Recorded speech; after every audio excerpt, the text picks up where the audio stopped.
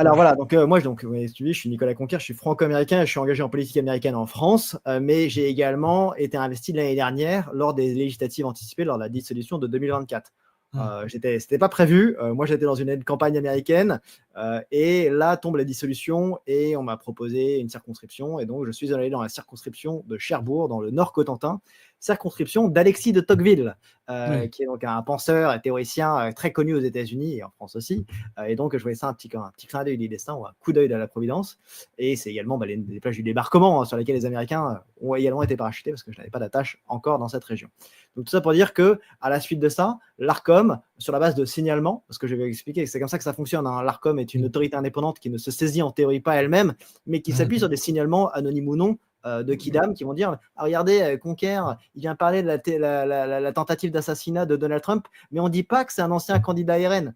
En fait, ou LRRN, j'étais candidat ciotiste. Oui, En c'était le fait, candidat Ciotti, oui, ça précisément. n'a absolument rien à voir avec le sujet dont il est traité. C'est pas de moi dont il est question. Je rapporte des faits, je commente, j'éditorialise. Je suis pas du tout dans Bah, une c'est surtout approche. qu'on fait pas il y a un 2 poids 2 mesures parce que d'autres anciens candidats n'ont pas subi ce traitement, notamment à gauche. C'est-à-dire, Non, mais il y en a c'est qui bien restent en qu'ils travers veulent des mailles. Et pire encore, c'est les anciens commissaires, notamment Thierry Breton. Vous voyez, il y a un terrible deux poids deux mesures.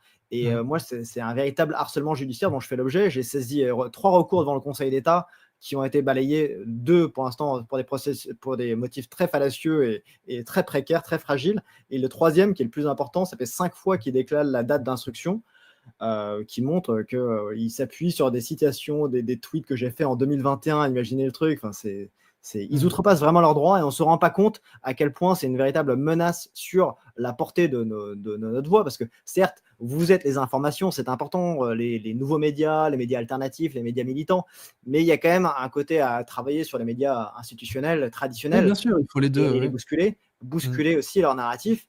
Et juste, notre voix, elles peuvent déranger, mais elles ont besoin d'être écoutées.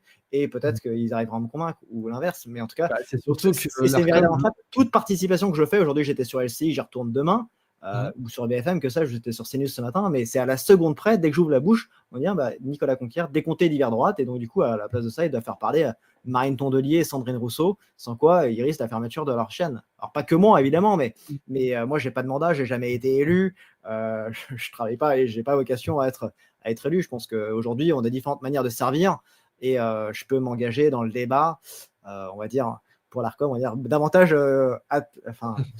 plutôt atlantique. Et de fait, j'éditorialise et je travaille sur des idées. Et je peux tout à fait, si vous cherchez à vous lancer en politique, je serais ravi de vous donner des conseils et des conseils en communication à tout point de vue de mon métier actuel que je fais en France, en Eh Afrique et ben, ailleurs.